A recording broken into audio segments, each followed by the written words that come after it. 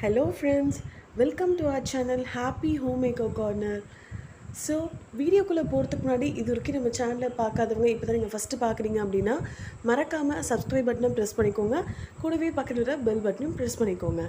So நம்ம last வீடியோவில் வந்து கிவ்அவே அனௌன்ஸ்மெண்ட் பார்த்துருந்தோம் இல்லையா?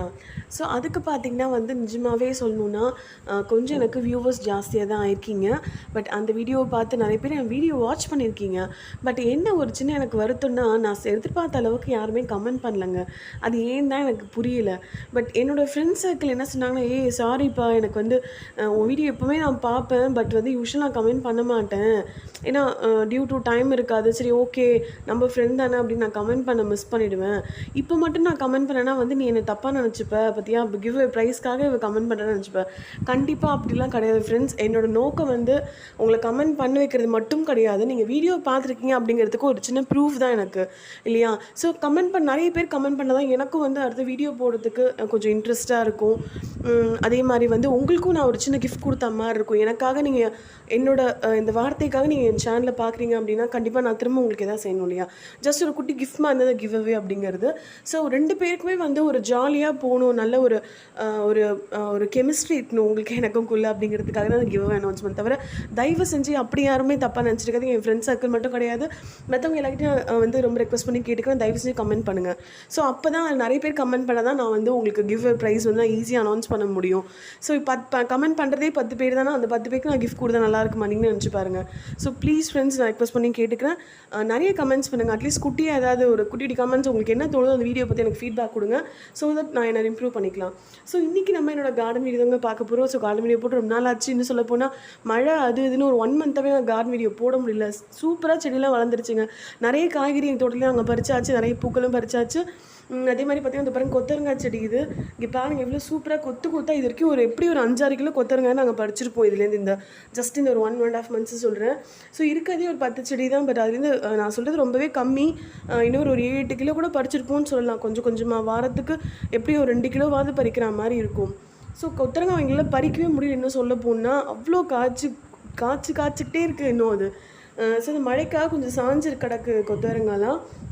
ஸோ வெண்டைக்காய் நிறைய பறிச்சாச்சு, கத்திரிக்காய் நிறைய பறிச்சிட்டோம். ஸோ எல்லாமே இன்னும் சொல்ல போனால் கிலோ கணக்கில் சொல்லலாம். கத்திரிக்காய்லாம் ஒரு 3-4 கிலோ பறிச்சிருப்போம் 1 மந்தில். அதே மாதிரி வெண்டைக்காயும் பார்த்திங்கனாலும் அதே தான், ஒரு 3-4 கிலோ மேலே பறிச்சிருப்போம். ஸோ டெய்லி குழம்புக்கு ஒரு காய் வேணால் போய் தோட்டத்தில் போய் பறிச்சிருந்தா போதும், எங்கள் வேலை முடிஞ்சிருது. பட் என்ன, கத்திரிக்காய், வெண்டைக்காய், கொத்தவரங்காய் இது 3 ஆஃப் அடிக்கடி பறிச்சுக்கிட்டே இருப்போம். பட் கீரை, அதே மாதிரி முளைக்கீரை ஃபுல்லாக முடிஞ்சிருச்சு. ஏன்னா மழை இல்லையா, அதுக்கு முன்னாடி பறித்து எல்லாத்தையும் க்ளீன் பண்ணிட்டோம். இது வந்து நாங்கள் போட்டுக்கிறது பார்த்திங்கன்னா வந்து முதல்ல போட்டது வெள்ளை கத்திரிக்காய். இது வந்து அந்த ப்ளூ கலர் இருக்கும் இல்லையா, ஒயிட் கலர், பர்பிள், அந்த கத்திரிக்காய் அது. ஸோ நடுவில் இருக்கிறது பார்த்திங்கன்னா வந்து வேர்க்கடலை போட்டுக்கோங்க. அது கொத்தாக இருக்குது பாருங்கள். இதான் அதோட பூ. இந்த மஞ்சள் கலர் பூ தான் வேர்க்கடலையோட பூ. சாரி, பச்சைக்கடலை. அந்த பூ, கடலையோட பூ அது மண்ணில் இறங்கி வேர் விட்டு அதுதான் உங்களுக்கு வந்து நம்மளுக்கு கடலையாக வந்து காய்க்கும் மண்ணுக்கு அடியில். ஸோ நம்ம மண்ணெல்லாம் குமிச்சு வைக்கணும் செடியோட. ஸோ கண்டிப்பாக இந்த கடலை வந்து காய்ச்சனா எப்படி இருக்குது அப்படிங்கிறத உங்களுக்கு நான் வேர்லேருந்து எடுக்கும்போது நான் உங்களுக்கு காமிக்கிறேன். ஸோ வெண்டைக்காய் பாருங்கள், லேடிஸ் ஃபிங்கர் எவ்வளோ பச்சைன்னு இவ்வளோ ஃப்ரெஷ்ஷாக ஹார்வெஸ்ட் பண்ணுறோம் நம்ம கொள்ளையிலேருந்து அப்படின்னு சொல்லிட்டு. ஸோ இதெல்லாம் கையில் தொட்டு பார்க்கவே அவ்வளோ ஆசையாக இருக்குங்க. ஏன்னா யூஸ்வல் நம்ம கடையில் வாங்கியிருப்போம், வதங்கி போய் அதில் அப்படியே இருந்தாலும் மேலே கெமிக்கல்ஸ் போட்டு அது பச்சையாக தெரியணுங்கிறதுக்காக ஏதாவது மேலெல்லாம் கெமிக்கல்ஸ் ஆட் பண்ணி அந்த தண்ணியில் முக்கி எடுப்பாங்க சாயம் வரணுங்கிறதுக்காக. ஸோ அந்த வேலை நம்மளுக்கு கிடையாதுங்க. பாருங்கள், நம்ம கொள்ளையிலேருந்து டேரெக்டாக பறித்து சூப்பராக குழம்பு வைக்கலாம், பொரியல் பண்ணலாம், என்ன வேணால் பண்ணலாம் நம்ம வெண்டைக்காயில். ஸோ உடம்புக்கு ரொம்ப நல்லது. ஒரு சின்ன ஒரு பூச்சி மருந்தோ எதுவுமே நாங்கள் போடவே இல்லை. வெறும் போட்டதுனான்னு பார்த்தீங்கன்னா வந்து உங்களுக்கு அந்த சாணம் காய வச்சு போட்டோம், அந்த ஆட்டு புழுக்கு அதெல்லாம் இருக்கு இல்லையா. ஸோ இந்த மாதிரி விஷயங்கள் தான் நாங்கள் யூஸ் பண்ணோம். ஸோ தக்காளி ஒரு 10 தக்காளி செடி போட்டோம், எல்லாமே நல்லா வளர்ந்துருக்கு, எல்லாமே பிஞ்சு வச்சுருக்கு பாருங்கள். ஸோ இந்த மாதிரி கட்டை நம்ம கட்டி விட்டோம்னா அந்த செடி கீழே சாயாமல் இருக்கும். சாஞ்சலாம் அந்த கட்டை மேலே பேலன்ஸ் பண்ணியிருக்கும், செடி கீழே விழாது. ஸோ கடைசியாக கொஞ்சோண்டு முளைக்கீரை இருந்தது, கொஞ்சம் முத்திருச்சு, அதையும் பறிச்சாச்சு. ஸோ நிறைய விஷயம் கொள்ளையில் நான் காமிக்க மிஸ் பண்ணிட்டேன். இன்னும் சொல்ல போனால் அது எப்படி வளருதுங்கிறத முறையே உங்களுக்கு காமிக்க எனக்கு டைம் இல்லாமல் போயிடுச்சு மழை அப்படிங்கிறத. ஸோ இங்கே பாருங்கள், சோளம் செம்மையாக வளர்ந்துருக்குங்க. இருக்கிறதுலே ஹைலைட்டு கொள்ளையிலன்னு பார்த்தீங்கன்னா சோளம் மட்டும்தான். ஏன்னா வந்து நம்மளோட மேலே கிட்டத்தட்ட ஒரு 7 அடி உயரத்துக்கு போல் அந்த செடியெலாம் வளர்ந்துருக்கு. ஸோ அந்த சோளம் அந்த நுனியில் இருக்கும் இல்லையா, அழகாக அந்த நம்மளுக்கு அதோடைய சீட் மாதிரி அழகாக நுனியில் அதெல்லாம் நானே இப்போ தான் பார்க்குறேன். இன்னும் சொல்ல போனால் ஸோ நம்ம வளர்ந்தது எல்லாமே டவுன் அப்படிங்கிறதுனால, சிட்டி சைடுங்கிறதுனால நானும் இது வரைக்கும் அதெல்லாம் பார்த்ததே இல்லை. தொட்டு பார்க்க அவ்வளோ ஆசையாக இருக்குது. பட் இது கையில் கிழிக்கும். இந்த சோளத்துடைய அந்த லீவ்ஸ் இருக்கு இல்லையா, அது வந்து ஷார்ப்பாக இருக்கும். அது கொஞ்சம் நம்ம கேர்ஃபுல்லாக இருந்துக்கணும். என் கையிலேயும் ஒரு தடவை லேசாக இப்போ கிழிச்சிருச்சு.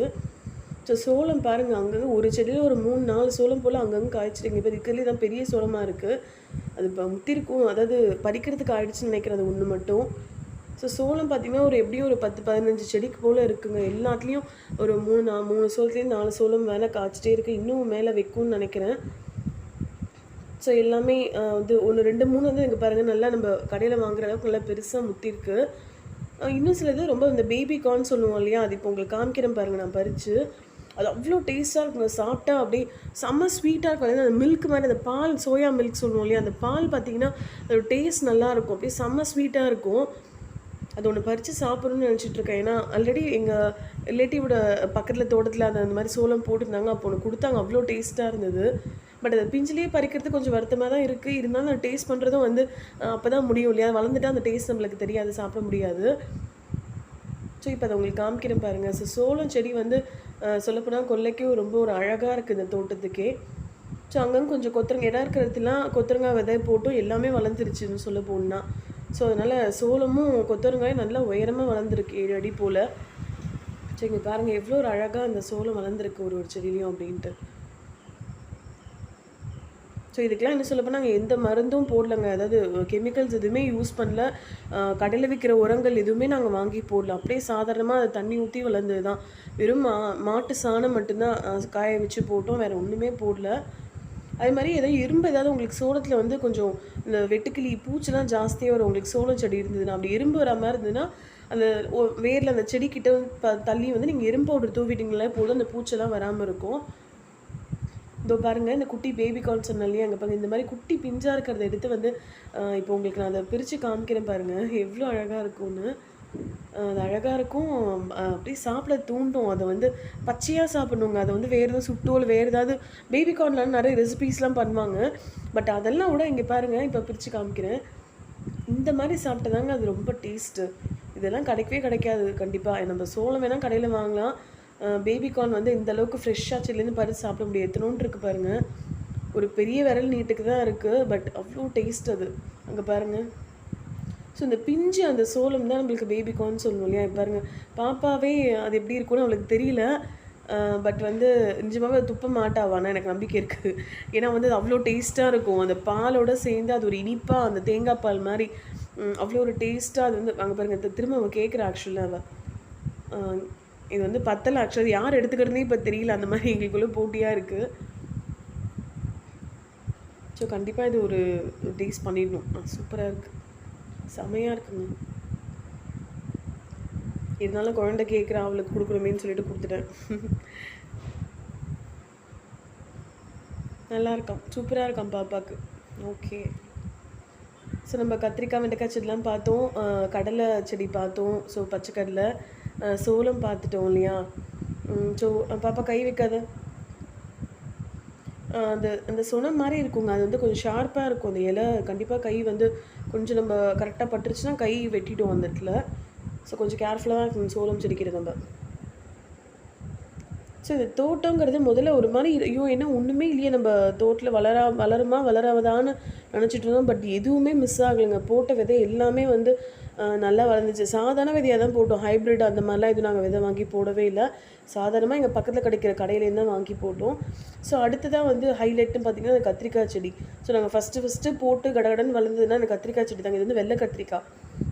இது வந்து நிறைய பறிச்சாச்சுங்க கத்திரிக்காய். முக்கால்வாசி செடி பாதிக்கு மேலே காய்ச்சே முடிச்சிருச்சுன்னு சொல்லலாம். அந்தளவுக்கு நாங்கள் கத்திரிக்காய் பறிச்சாச்சு. சரி, நான் கத்திரிக்காய் 1, 2 தான் இப்போ இருக்குது. ஏன்னா நல்லா பறிச்சிட்டோம், நிறைய பறிச்சிட்டோம். இப்போ தான் கொஞ்ச நாள் முன்னாடி கூட, 4 நாள் முன்னாடி. ஸோ ஏதாவது 1, 2 இப்போ கண்ணில் படாமல் இருக்கும். அதை தேடி தேடி பறிக்கிறது ஒரு இன்ட்ரெஸ்ட் தான். இந்த செடியிலேருந்து நம்ம தோட்டத்துலேருந்து அதை போய் தேடுவோம் பாருங்கள். ஏன்னா புதர் மாதிரி வளர்ந்து போயிடுது செடி. நிஜமாகவே வளருமான்னு நினச்சி வந்து இப்போ நம்மளால் பறிக்கவே முடியல காய். இது இருக்கிறது 10, 15 செடியே அப்படின்னா அப்போது விவசாயம் பண்ணுறவங்களாம் நினச்சி பாருங்கள். அதை பறித்து அதை வந்து அதை க்ளீன் பண்ணி அதை கொண்டு வரது வந்து எவ்வளோ பெரிய கஷ்டம் அப்படின்னு சொல்லிட்டு நம்மளுக்கு இப்போ உணர முடியுது. அது நம்ம ஒரு சின்ன இடத்துல நம்ம விவசாயம் பண்ணும்போது அதே ஒரு பெரிய ஏக்கர் கணக்கில் பண்ணுறவங்களாம் எவ்வளோ ஸ்பெண்ட் பண்ணுவாங்க, ஃபிசிக்கலி அவங்க எவ்வளோ கஷ்டப்படுவாங்கிறது நம்மளால உணர முடியுது. ஸோ அது கத்திரிக்காய் பாருங்கள், இவ்வளோ சூப்பராக வளர்ந்துருக்கு, எவ்வளோ ஃப்ரெஷ்ஷாக இருக்குது பாருங்கள். ஸோ இது மாதிரி நம்ம கடையில் பார்க்க முடியுமா கத்திரிக்காய்லாம்?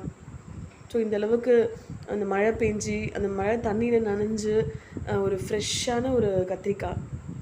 ஸோ ஒரு சின்ன ஒரு தும்பு தோசை கூட அது இல்லாமல் எவ்வளோ ஒரு அழகாக இருக்குது பாருங்கள். ஸோ இது வந்து கீரை தண்டுங்க. கீரை தண்டு நம்ம சாம்பார் புளிக்குழம்புலாம் போடுவோம் இல்லையா? ஸோ கீரை தண்டு எல்லாம் தானாக வளர்ந்த கீரை தண்டுன்னு சொல்ல போனால் அங்கங்கே வேற தானாகவே விழுந்து முளைச்சிது. ஸோ இதெல்லாம் இப்போது பறிக்க ரெடி ஆயிடுச்சு. கீரை தண்டெல்லாம் பறிச்சிடலாம். அன்றைக்கி பிளான் பண்ணிப்பாங்க, இன்றைக்கி இந்த காய்கறிக்கு இது சமைக்கலாம்னு சொல்லிட்டு கொல்லைக்கு போய் பார்த்தாலே எனக்கு தெரிஞ்சிடும். ஸோ அவரைக்கொடி இப்போ தான் பூ வைக்க ஆரம்பிச்சிருக்கு. ஒரு 4 நாளாக கொஞ்சம் பூ வைக்குது. வந்து இதெல்லாம் எப்போ காய்க்கும்னு வெயிட் பண்ணிகிட்டு இருக்கேன். என்ன அவரைக்கான்னு கூட எனக்கு தெரியாது. அதாவது பட்டையாக இருக்குது அந்த அவரைக்காயில் அந்த கொத்து கொத்தாக ஒரு மாதிரி இருக்கும். ஒரு மாதிரி பிளாக் அண்டு இந்த பர்பிளும் க்ரீனும் கலந்த மாதிரி அதுவான்னு எனக்கு தெரியல. அது வந்து காய்க்க பிஞ்சு வச்சா தான் தெரியும் எப்படி இருக்குன்னு. ஸோ வாழைக்கடை நிஜமாக சொல்ல போனால் சூப்பராக வந்துருக்கு. இதெல்லாம் வந்து பச்சை வாழைப்பழம்னு நினைக்கிறேன். இந்த மாதிரி இருக்கிறதுலாம் ஏதோ ஒன்று வந்து செவ்வாழைன்னு நினைக்கிறேன். மற்றதெல்லாம் இந்த ஆர்டினரி பூவும் பழம் நல்லா வளர்ந்துருக்கு. நல்லா நம்மளோட ஹைட்டாக ஒரு 6 அடிக்கு வளர்ந்துருச்சு. ஸோ இப்போ மழைலாம் பெஞ்சதுனால கொஞ்சம் கொல்லையை க்ளீன் பண்ணலாம் அப்படின்னு சொல்லிட்டு வந்தோம். சுண்டக்காய் செடி இது. எனக்கு சுண்டக்காய் ரொம்ப பிடிக்கும்னு சொல்ல போனால் சாம்பார், இந்த பொரிச்ச குழம்பு, வத்த குழம்புல காய வச்சு போடலாம். ஸோ இதெல்லாம் எப்போ காய்க்கும்னு வெயிட் பண்ணிகிட்டு இருக்கேன். ஸோ இது மாயில நல்லா துளிர்விட ஆரம்பிச்சிருச்சு. சூப்பராக வளருது மாங்கன்னும். ஸோ நின்றுட்டே இருக்கலாங்க. தோட்டில் வந்து நின்றுட்டே இருக்கலாம். டைம் சூப்பராக ஸ்பெண்ட் பண்ணலாம். நம்மளுக்கு ஃபிசிக்கலி நம்ம ஒர்க் அவுட் வீட்டில் வந்து நம்ம உடம்பு குறையிற ஒர்க் அவுட் பண்ணுறது இங்கே வந்து 4 செடியை பிடிங்கி அந்த புல்லெல்லாம் க்ளீன் பண்ணால் நம்மளுக்கு அந்த ஒர்க் அவுட் அந்த கலோரிஸ் வந்து பேர்ன் ஆகும் நிறைய. பட் கொஞ்சம் நேரம் தான் இன்றைக்கி ஒரு 10 மினிட்ஸ் வந்து கொஞ்சம் செடியெலாம் கொஞ்சம் பிடிங்கின்னு தேவையில்லாத அந்த கலையெல்லாம் பிடுங்கி எடுத்தேன். இந்த தக்காளி பழம் பார்த்திங்கன்னா தானாக வளர்ந்த தக்காளி செடி அதுலேயும் 2 பிஞ்சு வச்சுருக்கு. ஸோ தென்னம்பிள்ளைலாம் சூப்பராக பிடிச்சி நல்லா வளர ஆரம்பிச்சிருச்சு. எல்லாமே எல்லாம் போன வீடியோ உங்களுக்கு காமிச்சிருப்பேன். ஸோ இது வந்து பாருங்கங்க சுரக்காய் கொடி. சும்மா அதாவது நாங்கள் வேறு பிளான் பண்ணி இந்த இடத்துல போட்டோம். பட் வந்து அது கொடி எங்களால் கட்ட முடியல. அதுக்கு கரெக்டாக எங்களால் படர விட முடியல. அதனால் வந்து பின்னாடி இருக்க வேலி மேலேயே வந்து அதை நாங்கள் படர விட்டுட்டோம். சரி ஆகிறது ஆகட்டும், செடியை பிடுங்கி போட மனசில் நல்லா வளர்ந்ததுக்கப்புறம் அதனால் சரி ஓகே ஒரு 4 செடி ஒன்றா எல்லாம் வளர்ந்துருச்சு. போட்ட வேறு எல்லாமே வளர்ந்துருச்சு. அதனால் வந்து சரி ஓகே பரவாயில்ல. ஆனால் காய்ச்சி தள்ளுங்க சுரக்காய் மட்டும். நம்மளால் போதும் சுரக்காய் சாப்பிட்டு நம்மளுக்கு அழுத்து போயிடும். பட் உடம்புக்கு ரொம்ப நல்லது. அதுவும் குண்டாக இருக்கிறவங்களுக்கு சுரக்காய் அந்த நீர் உடம்பு இருக்கிறவங்களுக்கு அந்த நீரெல்லாம் வெளில எடுத்துரும். எஸ்பெஷலி ப்ரெக்னென்சி லேடிஸ் அவங்களுக்குலாம் வந்து ரொம்பவே நல்லது. அந்த உடம்புல அவங்களுக்கு அந்த கால்லாம் வீக்கம் இருக்கும் இல்லையா ப்ரெக்னென்சி டைமில். ஸோ கண்டிப்பாக அதெல்லாம் இருக்காது சுரக்காய் சாப்பிட்டா.